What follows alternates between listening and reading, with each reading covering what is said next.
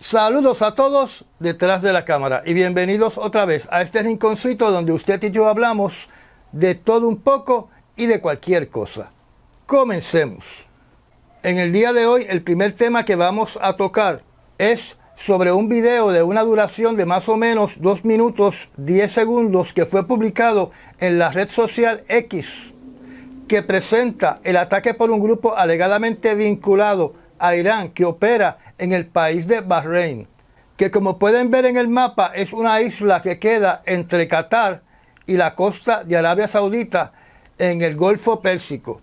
En este país de solo 304 millas cuadradas, que es un poco más grande que Singapur, me sorprende que en dicho país tan pequeño exista un grupo extremista con vínculos a Irán que esté en posesión de armamento con misiles crucero y drones con la capacidad de cruzar un país tan grande como Arabia Saudita para atacar localizaciones en el sur de Israel.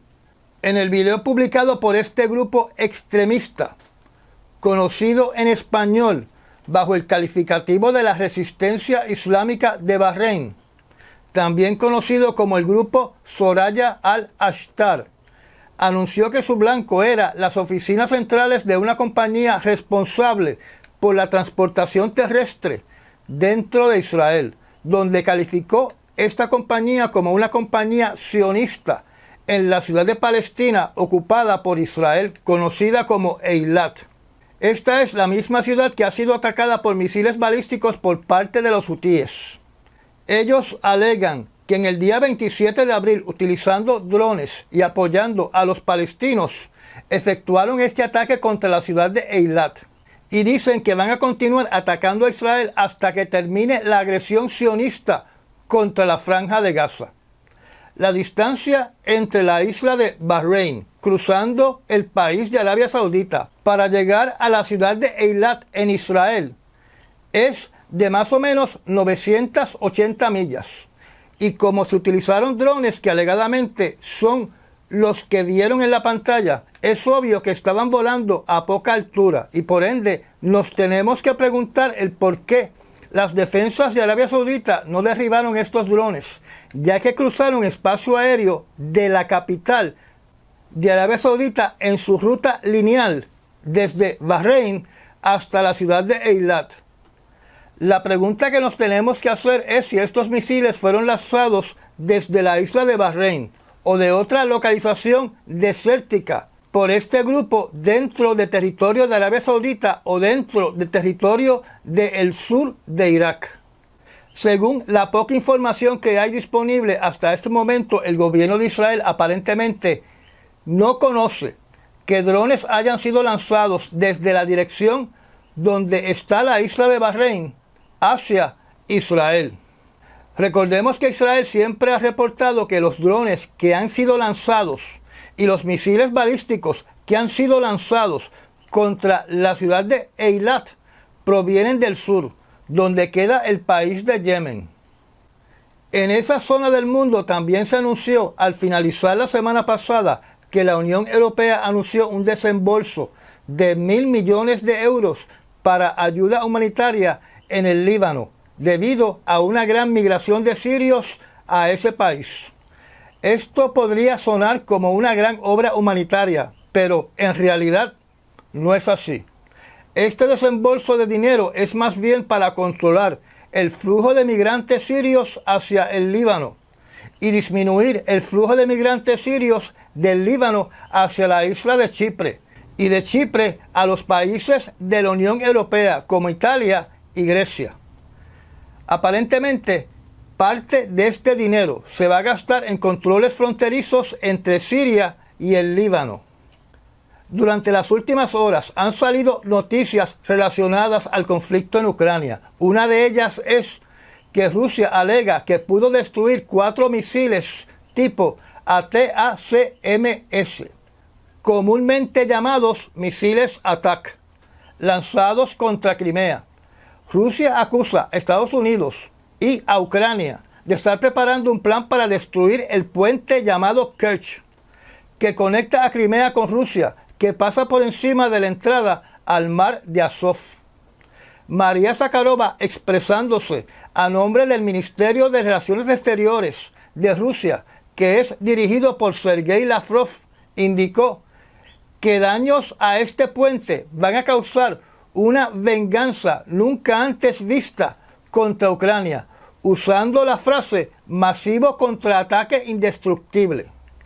Recordemos que este puente, que es múltiple, ya que también tiene una vía férrea, fue un proyecto de Putin inaugurado por Putin. Así que si es destruido, no solamente es una gran victoria táctica y estratégica, sino también sería una vergüenza para el presidente de Rusia, el señor Vladimir Putin. En otro tema relacionado, el comunicador del Kremlin, el señor Dmitry Peskov, calificó los comentarios hechos por el presidente de Francia, el señor Macron, de ser declaraciones muy peligrosas, ya que volvió a mencionar la posible participación directa de Francia en el conflicto de Ucrania, enviando soldados a suelo de Ucrania. Este comentario está vinculado a una entrevista publicada este jueves donde participó el presidente de Francia, Emmanuel Macron, repitiendo un comentario que había hecho varios días antes, diciendo que no excluye la posibilidad de enviar tropas a Ucrania. Concurrentemente, el secretario de Asuntos Exteriores del Reino Unido, el señor David Cameron, ex primer ministro británico, dijo en su visita a Kiev, capital de Ucrania, que las Fuerzas Armadas de Ucrania podrían utilizar armas británicas de largo alcance para atacar objetivos en el interior de Rusia. Recordemos que algunos países, incluyendo los Estados Unidos, no aprueban ataques dentro de territorio ruso, porque como hemos mencionado anteriormente, eso podría provocar que Rusia utilice armas mucho más poderosas contra Ucrania, y se abre la puerta a la probabilidad de la utilización de armamento táctico nuclear, ya que posiblemente estos ataques estarían cruzando la línea roja del presidente Vladimir Putin y del Kremlin. Además, el señor Cameron indicó que el envío de tropas a Ucrania por parte de un país de la Unión Europea o un país de la OTAN sería una escalada muy peligrosa en esta guerra en Ucrania. Otro comentario, esta vez por parte del ministro de Relaciones Exteriores de Francia, que ha causado molestias en Moscú, es la aseveración que según los datos de Francia, en esta guerra en Ucrania, los rusos han perdido 500,000 de soldados, de los cuales 150,000 han fallecido. En otras palabras, han fallecido 150,000 soldados rusos y han sido incapacitados 350,000 soldados rusos. El ministro de Relaciones Exteriores de Francia no mencionó cuántos soldados ucranianos han muerto en esta guerra y cuántos han sido heridos. La crisis en Ucrania continúa teniendo efectos directos e indirectos en países europeos, donde el gobierno de Noruega, que como saben es uno de los aliados fuertes de los Estados Unidos, anunció la inversión de billones de dólares adicionales para sus fuerzas armadas durante los próximos años. Esto es un aumento en la inversión bélica por encima de los billones de dólares que había anunciado previamente ese país. Estas cantidades de dinero aseguran que Noruega esté cumpliendo con el 2% del gasto militar de su Producto Bruto Nacional, que es un requisito para los miembros de la OTAN.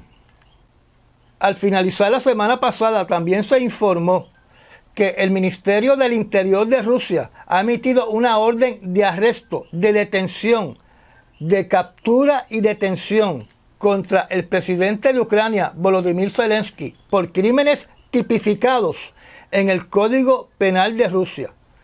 También Rusia emitió una orden de captura y detención contra un expresidente de Ucrania llamado Petro Poroshenko, que estuvo en ese cargo desde el año 2014 hasta el año 2019. Anteriormente, Rusia había emitido una orden de detención y captura contra el jefe de inteligencia militar de Ucrania, llamado Kirilo Budanov, con cargos de terrorismo. Recordemos que hace unos meses atrás se acusó a Rusia de un intento de asesinato contra Budanov por medio de envenenamiento, donde la sustancia envenenada fue ingerida por su esposa, que estuvo semanas en el hospital. En otras noticias relacionadas con Ucrania, continúan llegando fotos del avance de los rusos en el este de Ucrania. La foto que ven en la pantalla fue tomada por un dron en un pequeño poblado de Ucrania llamado Ocherentin, donde antes habitaban 3.000 personas. Estas imágenes que continúan llegando de las conquistas rusas dentro de Ucrania tienen un denominador común. Rusia está destruyendo todo lo que ve y está dejando atrás ruinas, aunque lo que destruye no tenga ningún valor ni militar ni estratégico. Recordemos el reciente ataque en Odessa, donde un misil ruso impactó la Academia de Leyes, o lo que se conoce en esa ciudad como el Castillo de Harry Potter, donde dicha estructura cultural no tenía ningún valor militar. Las imágenes que han llegado de Avdiivka también reflejan que la ciudad ha sido destruida y se encuentra en escombros.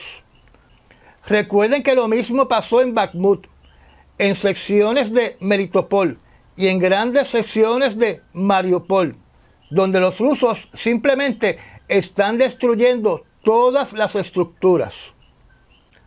También recuerden que esto no es tan sencillo o tan simple como rendirse, y todo continúa normalmente. El que se rinde se convierte en botín de guerra, y como botín de guerra el invasor hace lo que le dé la gana con todas las propiedades del país conquistado.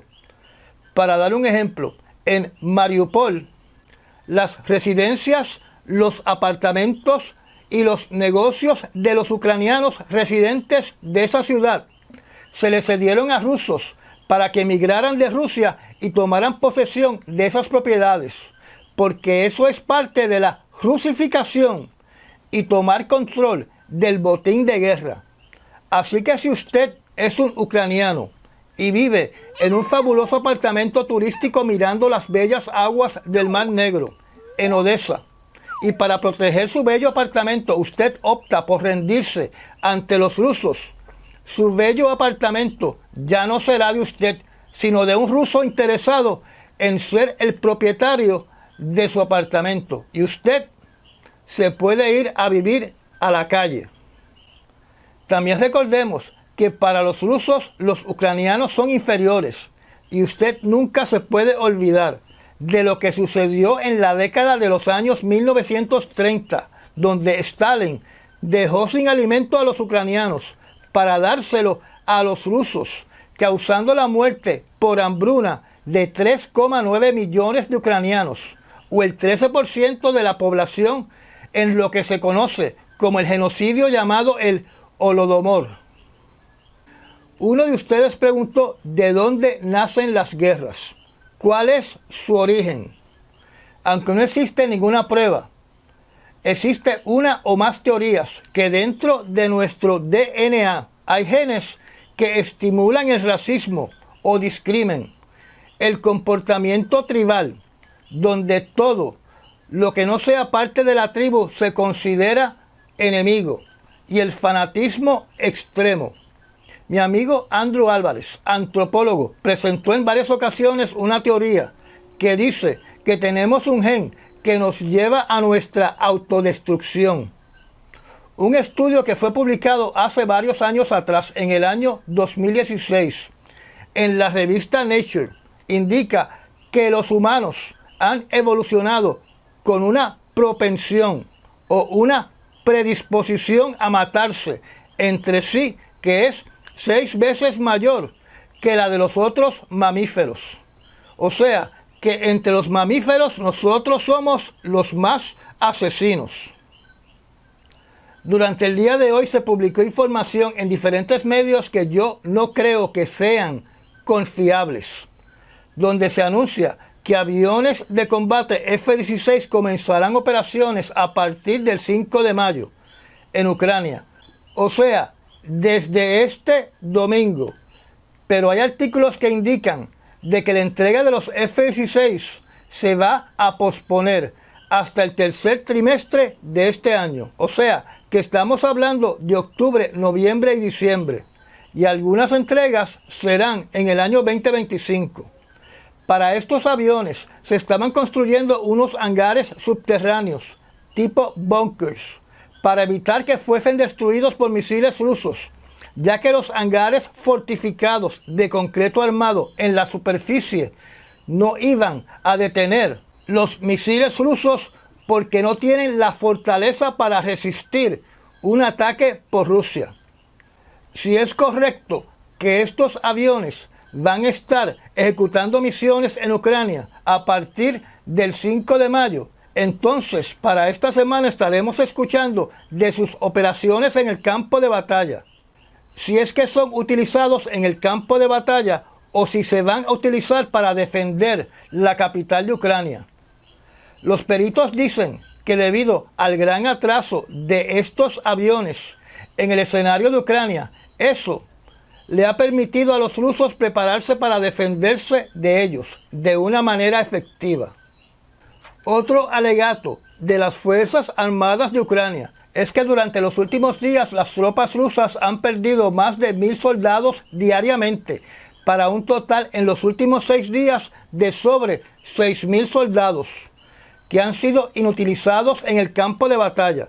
Por otro lado, en el mismo espacio de tiempo, el portal de noticias de Rusia, conocido como TASS, dice que las Fuerzas Armadas de Rusia reclaman que llevaron a cabo 25 ataques con misiles de precisión y con drones a blancos como instalaciones de infraestructura energética y de transporte en Ucrania y contra empresas del complejo militar industrial de Ucrania, incluyendo depósitos de municiones. También alegan que atacaron lugares donde estaban presentes milicias neonazis ucranianas y mercenarios extranjeros, más sus vehículos militares. Además, alegan que Ucrania perdió unos 745 soldados. Como yo he dicho anteriormente, yo no sé quién está contando los muertos en el campo de batalla. Como mencionamos, la agencia de noticias rusa TASS, me llamó la atención que tienen un artículo escrito con un tono de satisfacción, que habla que el presidente Donald Trump tiene un plan detallado de paz inmediata para la guerra en Ucrania, pero que en estos momentos no puede dar los detalles porque el plan es secreto y tenemos que esperar hasta que sea presidente. Eso me recuerda a un ex gobernador de Puerto Rico que ganó las elecciones diciendo que tenía un plan y siempre se pasaba hablando de que tenía un plan que no podía divulgar porque era secreto, y cuando ganó las elecciones ese plan nunca apareció. O sea, que cogió a toda la población de sananos. Otra noticia que se divulgó al finalizar de esta semana tiene que ver con un ciberataque en Alemania que tuvo lugar el año pasado, en el año 2023, donde la ministra de Relaciones Exteriores de ese país apuntó el dedo acusador a hackers que pertenecen al gobierno de Rusia. El ataque estuvo dirigido hacia el Partido Político Socialdemócrata. El grupo de hackers acusados se llama el APT-28, dirigido por el Servicio de Inteligencia Militar de Rusia. Esta oficial del gobierno de Alemania no solo acusó a Rusia, sino que también se expresó de forma amenazante diciendo de que este acto es absolutamente intolerable e inaceptable y tendrá consecuencias. El artículo no expande o no enumera cuáles son esas consecuencias. En otras noticias, los países en el este del mar Báltico, o sea, que estamos hablando de Finlandia, Latvia, Estonia y Lituania, reportan, según el medio noticioso DW, que después de comenzar la guerra en Ucrania en el año 2022, que están sufriendo esporádicamente interferencia que hace que el sistema de posicionamiento global, o sea, lo que conocemos como el GPS, deje de funcionar momentáneamente. Ellos apuntan el dedo acusatorio al país de Rusia, indicando de que este es un tipo de guerra híbrida para afectar su industria aérea, ya que cuando esto pasa, aviones, hasta de pasajeros, no pueden volar en esa zona del mundo. Usted se puede estar preguntando el por qué dejan de volar. Es bien sencilla la respuesta. Dejan de volar porque no pueden arriesgar las vidas de los pasajeros, ni tampoco las vidas de los pilotos y de todas las personas que trabajan en la industria aérea. Algunos piensan que la fuente que interfiere con el GPS está localizada en el enclave ruso de Kaliningrado, pero otros piensan que está dentro del territorio de Rusia. El artículo no menciona la posibilidad de que sea parte de un armamento espacial que esté afectando los satélites GPS en esa zona del mundo. En otras palabras, que los rusos u otros intereses tengan un satélite en órbita que afecte las señales de los satélites GPS que están en su proximidad. Es curioso que esto haya estado pasando durante tantos meses y ahora es que sale a la luz pública. Lo que están diciendo en estos momentos es que esta situación ha estado empeorando desde el año 2022. Así que lo que sea, lo están mejorando a través de los meses. Esta interferencia electromagnética se concentra más en zonas cercanas a Kaliningrado y se teme que pueda afectar más equipos electrónicos, además de las señales de GPS, por ejemplo, las telecomunicaciones y las redes eléctricas. Se ha mencionado que esto es un tipo de guerra fantasma para que de cierta manera Rusia pueda desestabilizar esa zona del mundo afectando su transportación aérea. Regresando al Medio Oriente, durante este fin de semana han llegado altos representantes de Hamas a Cairo para discutir la propuesta por parte del gobierno de Israel, donde hasta este momento un reportaje indica de que el controversial líder de Hamas, llamado Sinwar, líder de las operaciones militares de este grupo en la Franja de Gaza, este señor indicó de que esta ha sido hasta ahora la mejor propuesta hecha por Israel. Pero durante el día del sábado no se llegó a un acuerdo y las negociaciones de paz fueron suspendidas. Yo no tengo muchas esperanzas de que se resuelva algo durante este fin de semana o los primeros días de esta semana, ya que otro artículo indica que Benjamín Netanyahu no envió representantes de Israel a esta reunión. Por ende, yo interpreto eso como una acción donde Netanyahu está diciendo que la oferta que envió Israel no es negociable. Así que no tiene que enviar negociadores porque no va a haber una negociación. O sea, o aceptan la oferta de Israel o la guerra continúa. También se informó durante el día del sábado que el grupo armado apoyado por Irán, llamado los hutíes, amenazan con lanzar ataques contra barcos en ruta a Israel que se encuentren en el mar Mediterráneo, aumentando así su radio de acción lanzando misiles y drones contra barcos que ellos entienden que de alguna forma y de alguna manera están relacionados con Israel. No solamente estamos hablando de barcos mercantes que pueden tener un codueño o una participación de una compañía de Israel como propietarios o administradores del barco, sino también estamos hablando de todos los barcos, no importa su bandera o quiénes son sus dueños, que estén en ruta para atracar en uno de los puertos de Israel.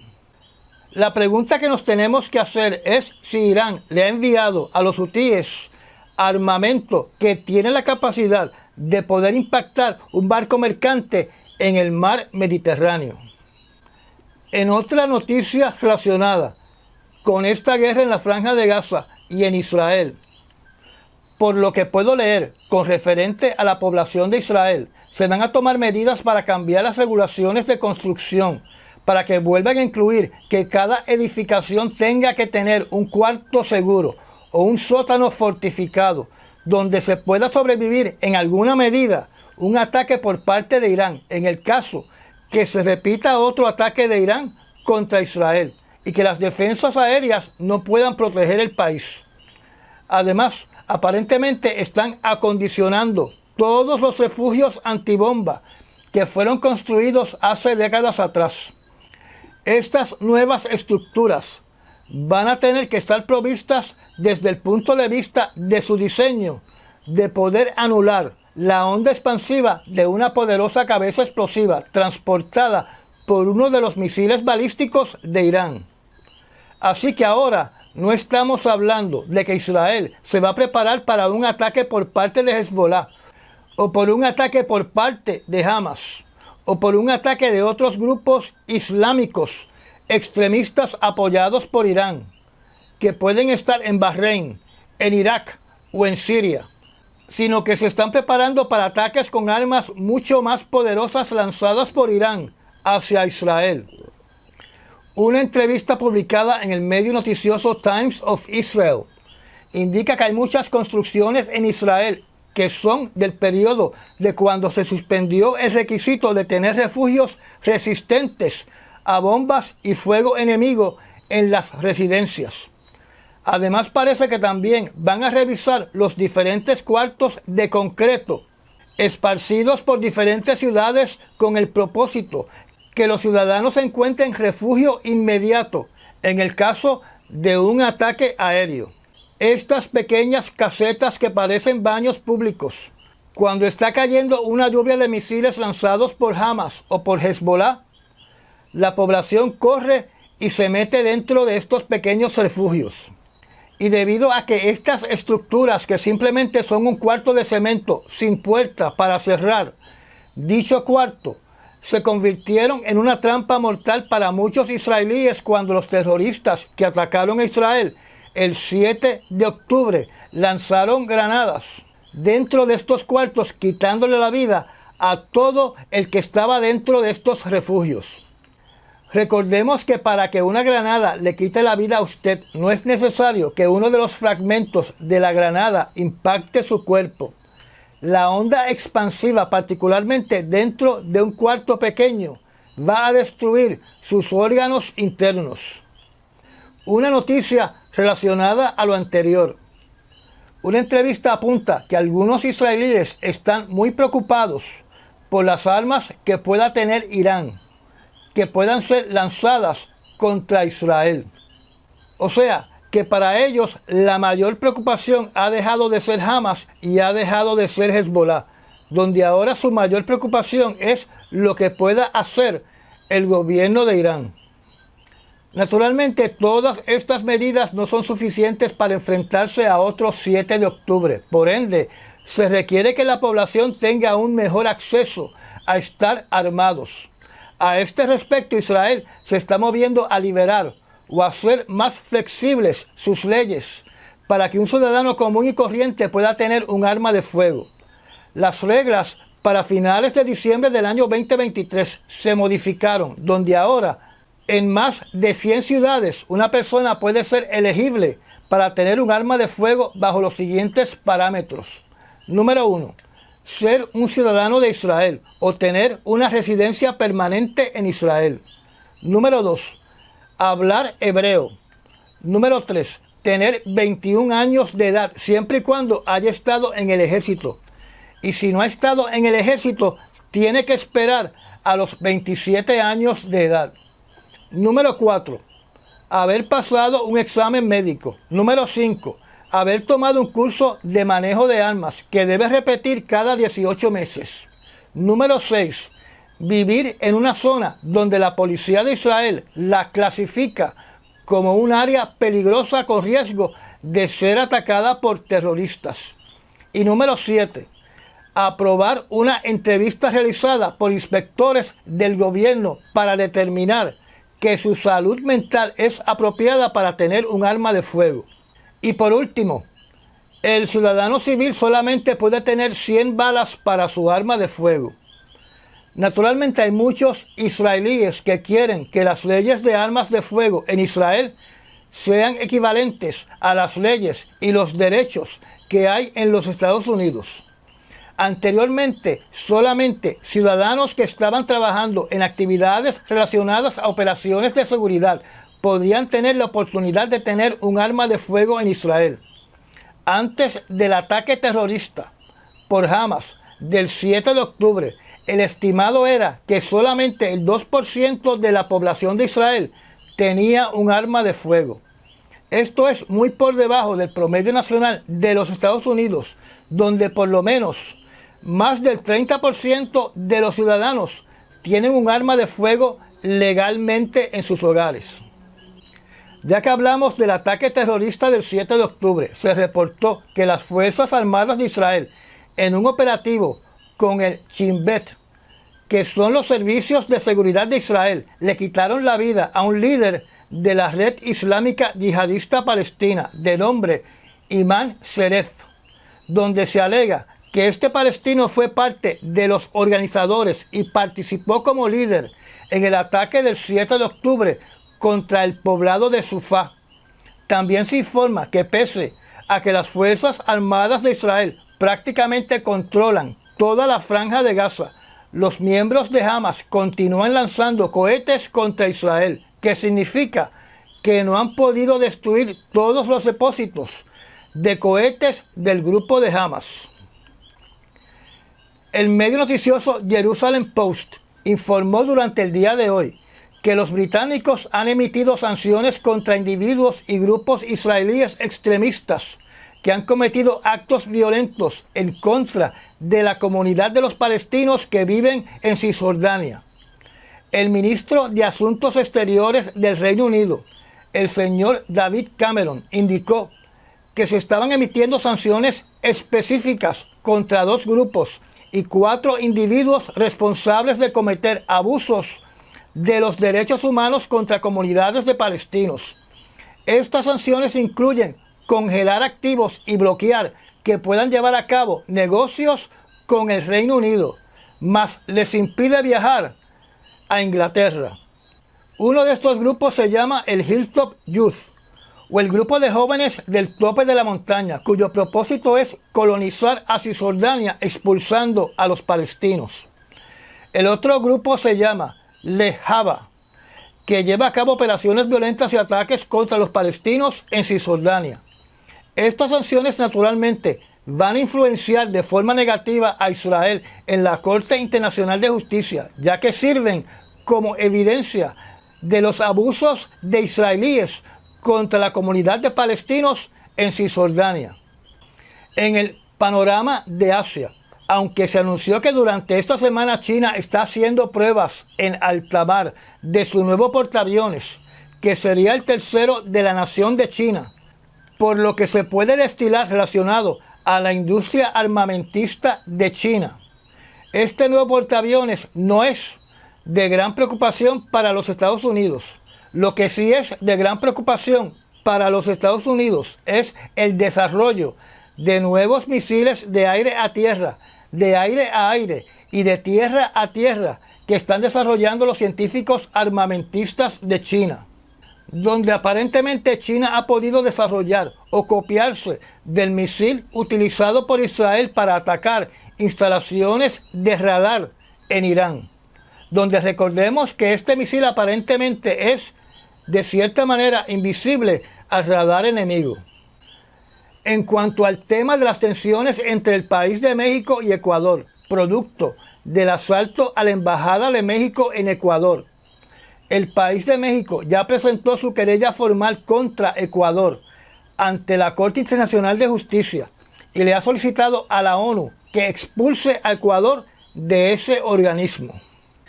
En el Caribe se informa por el medio noticioso Agencia F de España que una fuerza multinacional comenzará a llegar al país de Haití el 26 de mayo, según informaciones del gobierno de Bahamas. Cuando uno lee el contenido de estos artículos parece que esa fuerza multinacional hasta este momento está compuesta de policías que va a enviar el país de Kenia y oficiales de ley y orden que va a enviar Bahamas para la seguridad marítima de Haití. Si esto es así y no está participando por lo menos Estados Unidos, yo creo que esta fuerza multinacional va a estar en serios aprietos. Recordemos que los últimos informes sobre Haití reflejan que estas gangas están fuertemente armadas, ya sea por el tráfico ilegal de armas o porque han vaciado arsenales de la policía y quién sabe si también de las Fuerzas Armadas de Haití. Así que antes del 31 de mayo estaremos viviendo posiblemente estos conflictos. Número 1. El asalto a la ciudad de Rafah. Número 2. Los primeros ataques de los hutíes contra barcos mercantes en el mar Mediterráneo. Número 3. Aviones F-16 atacando a rusos en Ucrania. Y número 4. Una fuerza armada multinacional entrando al país de Haití. Y ya llegamos al final de esta charla. Gracias a los patrocinadores y a las personas que me han dado un Super Thanks. Suscríbase y apriete la campanita. Recomiende este canal. Y nos vemos en el próximo análisis noticioso. Hasta mañana.